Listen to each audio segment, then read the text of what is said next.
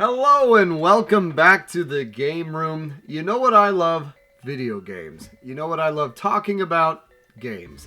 And it seems like a lot of people these days who cover games seem to hate them.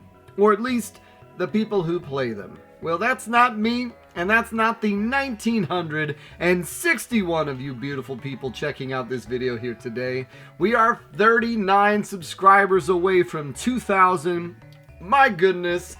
Thank you all so much. You know, after yesterday's incredible 49er NFC Championship victory, where I did my best Jason Kelce impression, I thought, let's go back to the well here. Let's talk about some more games that I have given up on, because I've done this, what, 3 times now? And every time I do it, I think, that's it for the games. This isn't it for the games. We're digging deep here. We're going back to some SNES Genesis era stuff that I didn't even remember about until I started thinking about this the last time. So if that sounds interesting to you, let's check it out. There's a lot of games out there, some of which you've never even heard of. That's where I come in. My name's Luke. I've been playing games since the age of 2, and I have no life. This is my game room. Alright, so let's get this started with a game that I covered for the channel back in 2018. I want to say I did an action hero month, and one of the games I picked was Alien 3. Now, what's funny about this game is I actually picked this up in a lot. One of the first videos I did on this channel was me catching eBay slipping, and this came in that lot. And I really had no expectations about the game, and then I find out there's like 4 different versions of Alien 3, and every single one of them is different. The Genesis one's different than the Game Boy one, different than the NES one, and the SNES one. And to be honest, I really did not enjoy this game. Especially back then, I would not review a game without beating it, but I just found it so unfun and broken, and had enough to talk about that I thought we could get through it. And it's one of those things where it just feels unfairly difficult to the point of where you have to either rent it again or use cheat codes or play it over and over again. It wasn't really fun. It got to the point where so far into the game, you just take insurmountable amounts of damage. You can't avoid it. As well as the levels themselves were obtuse, where you have to go back to the station to see the map, to then move around the station to get back to the map. And the first few levels were enjoyable, and also it has nothing to do with Alien 3, which is probably a good thing since I don't care much for that movie, but it just felt like let's make an Alien movie and just call it Alien 3, even though it has really nothing to do with it. I mean, at least, I don't know, it's been forever since I've seen it, but yeah, I stopped playing that. Don't regret it. Definitely can skip it. It was not a great game. Now, one that I was genuinely disappointed with was the follow-up to the phenomenal Gran Turismo, and was Gran Turismo 2. So one of the things I really was looking forward to in this game is, back in the day, I was really into muscle cars, and one of the things that Gran Turismo 2 did, now bear in mind, at the time, I was not familiar with many car brands, Japanese brands, European brands, things of that nature, which I'm sure if I went back to it and played it now, I would understand a lot more. But I knew American muscle, and so when I saw that you could get a Dodge Charger in Gran Turismo 2, I was in. I wanted to play it. I wanted to get it. But putting it in and playing it again, and really that simulation effect only works for so long, especially for me who likes arcade experience, likes arcade racers, loves Mario Kart, that kind of thing. And going through and doing, buying the crap car to get through the races to then make up enough money to buy the car I wanted, it just wasn't as appealing. And I eventually did get the Charger, and of course it handled terribly, because of course it did, compared to these really maneuverable European and Japanese cars. And I just didn't like it, and I stopped playing it, and I really never went back to the Gran Turismo series because of that. Because every time I think of the Gran Turismo series, I still have that layer, that slick feeling of, just disappointment. And I don't know if that would have been the case if not for the fact that they included something I thought I wanted, which was an American muscle car. So there, let that be a lesson. Don't always get what you want, because sometimes it will burn you. Now, here's one that was a game I picked up on I think it had to have been like a Metal Jesus hidden gem recommendation or some sort of hidden gem list, especially when I was going around picking up PS3 games I had not been familiar with. And I picked up Nioh. Now, what's funny is since then, I have played and beaten Nier Automata, or Automata, or whatever it's called, and it really doesn't feel like it has much to do with this game. But I popped this in, and it just didn't click. So I bought this when I got a PS3 in late 2012. So Nier was one of the games I picked up. And I got that, I got Demon Souls, I got the Uncharted games, and I remember popping it in, and the grayscale look, the super edgy dude, the weird storyline, and immediately I'm like, no, I don't have the patience for this. No, thank you. I mean, how I got through Nier Automata, I don't know, because with their stupid masks on, and then the fact that you had to beat it 5 different ways. But I hear this is still a good game, and I'd like to go back to it, but I think I got about 2 hours into it and then put it down, which is not typical. I generally don't do that. Usually I don't give up. I mean, I have 4 of these videos. Apparently I do it, but at least I don't give up on it that soon. And I don't have much to say about it. I don't know how it relates to the rest of the Nier series, but yeah, it really set it off on the wrong foot, and I probably never would have played Nier Automata if it hadn't gotten such great reviews, so I just had to check it out. Now, another mistake I made on the PS3, which I might get some grief for, was Fallout 3. I really didn't care for this. It's funny because I played this after I played Oblivion and Skyrim, and it really did feel like I'd taken a step back from Skyrim, and then going through and realizing, okay, there's turn-based combat, but it's not really turn-based combat, and then I have the ability to pick up all this stuff and encumber myself, and you're going to this post-apocalyptic world and going into the vaults, and this weird dude who looks like he's got cola, and this wasn't something I was feeling at the time, and I never really have been into that Fallout vibe. I'm not really big on post-apocalyptic settings at all, unless there's zombies involved, and I just didn't enjoy it. I didn't like the combat. I wasn't feeling everything about it. From what I hear, I probably would enjoy Fallout 1 and 2 more than 3. And I never picked up 4 just because it didn't really appeal to me. At this point, like Skyrim really was that Bethesda experience for me. And then once I felt like I had my fill of it, I didn't want it again. And from what I've heard about Bethesda is they seem to be putting out the same game, just with a different skin or a different map. I mean, that's part of the reason why I didn't pick up Starfield. I didn't even remember to talk about Starfield in my Games of 2023 list, because it literally just looked like, okay, we're going to do Skyrim in space. Big whoop. Okay, so here's one that just beat me as a kid. I could not for the life of me get through this game. I still can't get through this game. I've looked into it and I've seen what you have to do to beat the game. So while it's not impossible, it's just improbable for me to put that level of effort into it. And that game is SpiderMan's Maximum Carnage. One of the best LJN games, and I'll stay on that hill. This was a game that was really cool because it allowed you to play as both Venom and as Spider-Man. There was a ton of characters from the Spider-Man universe that I really wasn't familiar with. You know, I'm not, at the time, I did not know Marvel was a thing. I really just followed Spider-Man. So it's been funny these last decade or so to see the MCU become so huge and all these characters that I might have seen tertiarily involved in like Saturday morning cartoons, or, oh, that I thought that was an X-Men, or, oh, I thought that person was from Spider-Man. That's a superhero. So there's a little bit of that in Maximum Carnage. But the gameplay is a lot of fun. It's a solid beat 'em up. It's just really ridiculously hard. And not just the fact that it's a hard beat 'em up, but there's a lot of boss battles that are unforgiving. Like there's several ones where you have like 4 enemies. You have Doppelganger, you have Sable, you have all these things. Like I remember getting to Carnage at one point. I think I just got my ass handed to me. And I've never been able to beat it. I don't believe I've been able to beat it. And it's one of those things where I don't think it's 2-player either. I always thought it was a 2-player game, and it's not. And it's funny how you have memories like that, where you could have sworn that was a 2-player game, but then you pick it up and it's not. It's not a 2-player game, right? Who knows? That'd be funny if I was wrong about it being...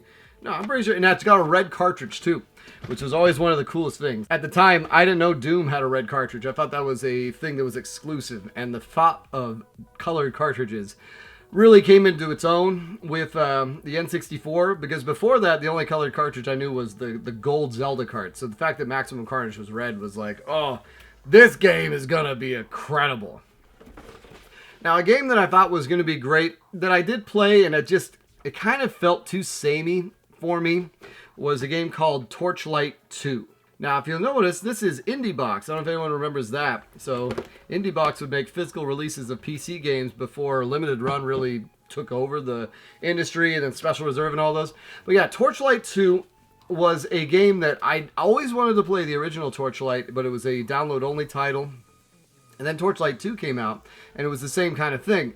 And I think they were only on PC. And so this one, I didn't even play that version. I got it for the Switch. And I want to say I got it for the Switch before Octopath 2 came out, or Fire Emblem Engage. Something got me off of the game. Maybe it was when I played Xenogears. I can't remember. But just the fact that it had the same sort of level progression grind where you have uncommon gear, you're constantly changing weapons, it's an openish world, and it didn't click, and it just wasn't that enjoyable. So I put it down, and I've meant to go back to it, but I just haven't, and I really don't know if I plan on it, but it just, not an enjoyable game. I mean, enjoyable enough, but just not enjoyable enough for me to want to play it. There'd be times where if I had played that in the right mood, I probably would have gotten down with it, but it just felt too samey to really get deep into it. And it's funny how that's happening with me more and more with these games that use RPG-like elements, but just don't feel,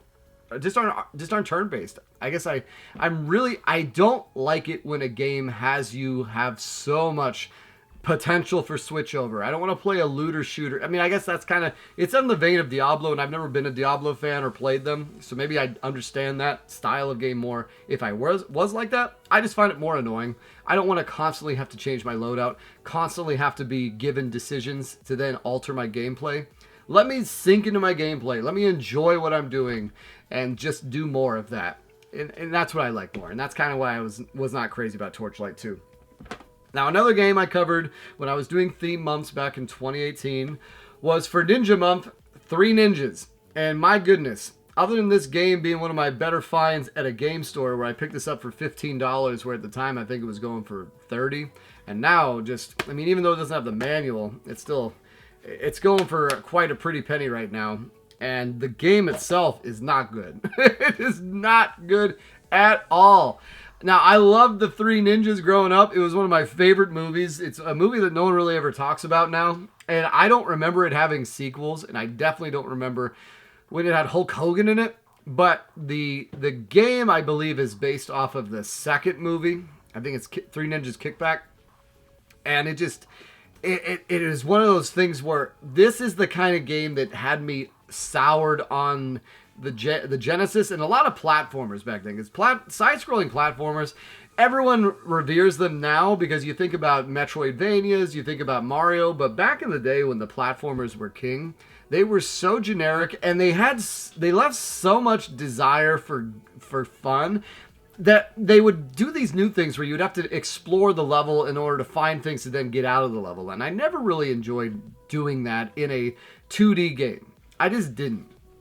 And then the lives based and the different characters didn't really seem to have anything. And it just really, I mean, the game is not good. There's some interesting concepts in it. I believe there's even a stealth level in one of the levels where you're in a house having to avoid some of the enemies, which was interesting for the time. You don't really see that too often in platformers, but it just was not good. And I just could not be asked, did not want to play any more of it. And probably the worst game I played for Ninja Month.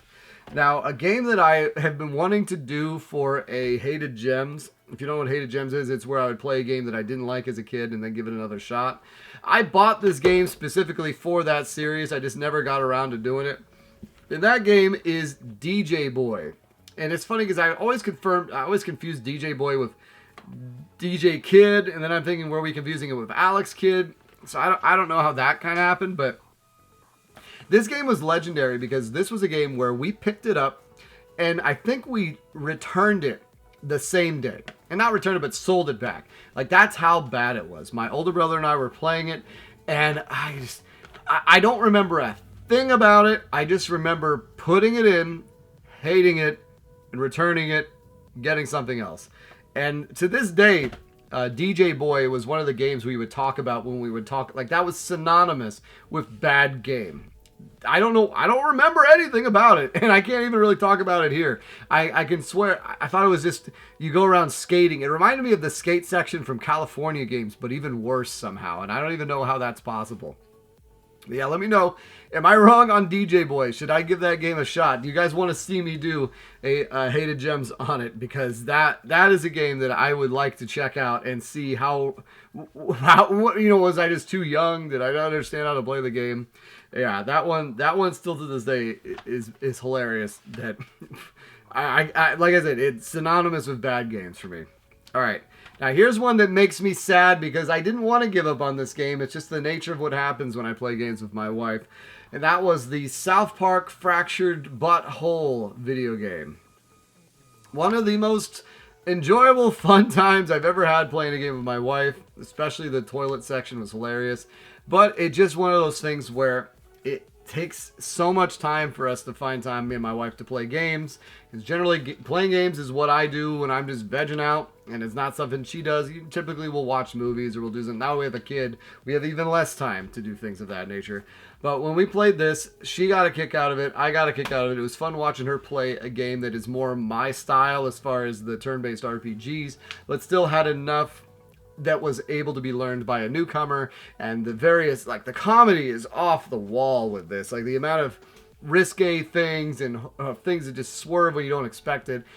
Trey Parker, Matt Stone, great job. I'd like to check out Stick of Truth, and I would like to get back to playing that. It's just been so long now that it would be hard to jump back into it and know where the hell I was or where the hell we were. So that is definitely something, we ever get some time, it'd be nice for my wife and I to jump back into. Now, here's another one. And you've noticed I've talked about a lot of games I've covered on the channel, but another game I covered on the channel was the first Silent Hill game I covered that wasn't the original. It actually was Silent Hill Homecoming. And I want to say I had a person request this in the comments. And to be honest, I was not enjoying playing this all that much, but still, I would have gone through and beaten it. However, I found a bug that was in the release of the game that makes it so that you cannot progress through the game. And this was a decent amount of time into it. I was about 5 or 6 hours in, I want to say. And since I wasn't enjoying it anyways, as I don't enjoy scary games, and it's funny, after playing the original Silent Hill last year and then remembering my memories of this, it's starting to make sense, like, oh yeah, that's why you had a map, or that's why this or that. Like, there's some call-outs to the original, but compared to the original, nowhere near the same vibe, nowhere near as enjoyable, and just the fact that I got stuck and I couldn't progress through the game. I've had that happen a few times. That happened with Icewind Dale as well. I hate it when you get yourself stuck in an unwinnable scenario, and especially in things like this where there was no save file for me to go back to. So it's either start over or give up, and I gave up.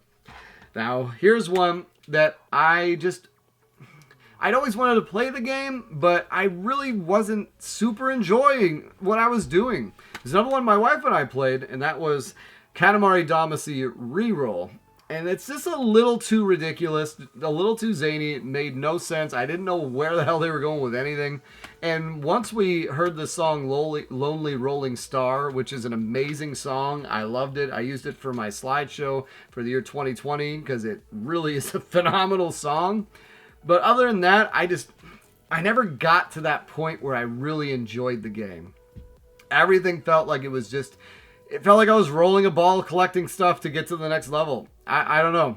Maybe I didn't play it long enough. Maybe I just didn't play it long enough. And as tends to happen when I play games that I'm trying to play with Jen, is it puts it into a different light. I can't just power through it in a few hours or 6. But I just wasn't enjoying playing Katamari Damacy. Other than the music, it took too long for me to start picking up. I never even got to picking up houses and cars and dogs and peoples and stuff. So, I don't know. I gotta give that one another shot. Now, here's one that does surprise me a little bit and then doesn't surprise me because I'm just not don't have the nostalgia with the series. And that one is Mega Man 11. So Mega Man 11, I was definitely hyped to play. I love the fact that they brought back an older series. Capcom was just, it looked like they were never going to touch it again. Mighty Number 9 came out, which I did finish, and I thought it was actually not nearly as bad as people said. But when I tried Mega Man 11, I just... You know what? People like the art style. I don't think the art style is terrible, but it just wasn't that great. And going through it, just... Mega Man is not my style of game. I really don't like games where when you move off to the right, it respawns enemies. It irritates me. And going through, I felt like they tried to make the game more appealed towards Mega Man fans than towards just generalized fans. Because there was a lot that felt like if I was better at Mega Man, I would have been better at Mega Man 11. And I just wasn't. And I think the general consensus, even though the game was received very positively by fans of Mega Man, I think it was a little bit closer to what my feelings were on it, where it was like, okay, great, we have another Mega Man. And I didn't like it. I thought the levels were a little too intricate, too much reliant. Like, part of the fun of Mega Man 2 is the fact that you can go and get an overpowered weapon and break the game and get through it. And I feel like they've never went back to that. Mega Man 3 did the cool thing where you go through and you play through and you beat the other Mega Man 2 villains at the end of it. But then 4, 5, 6, 7, 8, 9, 10, like they all just kind of, 9 and 10 even stripped it back. 9 has amazing music, but going into 11, I was let down. It has too much of the stuff. I think you collect nuts and bolts and other things of that nature, which I go to the store, which I was never a fan of, and I don't know what it was. I'm just not a Mega Man guy. Unlike Castlevania, I was late to the Castlevania. I did play Symphony of the Night when it was current, so I guess I have that going versus Mega Man. I didn't really play any Mega Man games until I was 48, if you ask my buddy Rewind Mike. But yeah, I just didn't enjoy it. All right, last couple here. So this is one that I picked up because it was a Switch exclusive. I do remember dabbling in the second one of this game because my buddy David had it on his Xbox 360 before when I was playing WoW, deep in the WoW days. And that was Marvel Ultimate Alliance 3, The Black Order. Now, once again, I'm not a big Marvel person. And when I put this in there, it was one of those instances where I had immediately regretted my purchase. Every time, I think I'm going to like these dungeon crawler type games, these games that remind me of that game Crimson Alliance that, I never ended up beating either. But just going through this, I was like, what am I doing? Why am I playing this? I'm not enjoying myself. This isn't fun. I don't care about any of this. I'm really going to go through these levels 17 times to upgrade a character that then upgrades another character to then upgrade that. Why? I don't have friends to play with. Like, maybe if I had, that was the appeal of the other game, is that when I would see them playing that in college, it was always him and his little brother and a couple other people, and they were playing multiplayer, and that sounds like a great time. That'd be a great arcade experience. Playing a game like that by yourself, though, not that enjoyable. And then the fact that, if I remember, they make you go through a prologue where you're playing as the same, like the Guardians of the Galaxy, or characters I don't give a damn about, and then you start slowly, that's right, then you start slowly unlocking the characters. And I don't know, let me know. Am I wrong on this one? I just wasn't enjoying my time playing it. And I remember even thinking about selling it off to some of my friends, because but I can't get rid of my games. So there you go. I still have it. That's what I do. All right. And then almost the last one, a game I tried playing after I played the next game we'll talk about, was a game that I've heard was great on the NES called Shatterhand. And you know what's funny? I played it for a little bit and I was enjoying it. I got through, I want to say, 3 levels. And then I started hitting a wall on the other levels. And I believe it lets you pick out of order.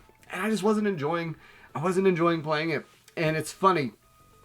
It's one of those things where you understand why some of these games weren't more successful. Because this is definitely an example of a game where if you had it, you would have to get better at it to get past some of the levels. And I just didn't want to put that level of time into it because it wasn't as enjoyable for me to do that.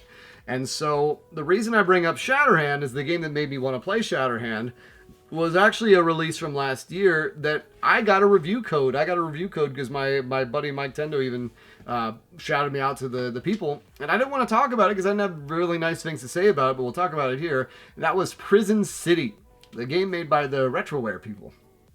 And you know what? I thought it was good at first, And then it slowly started to get tedious. And it really got tedious on the electrical level. The electrical level I was stuck on. And it wasn't I was stuck on it. It's just the last boss was very annoying.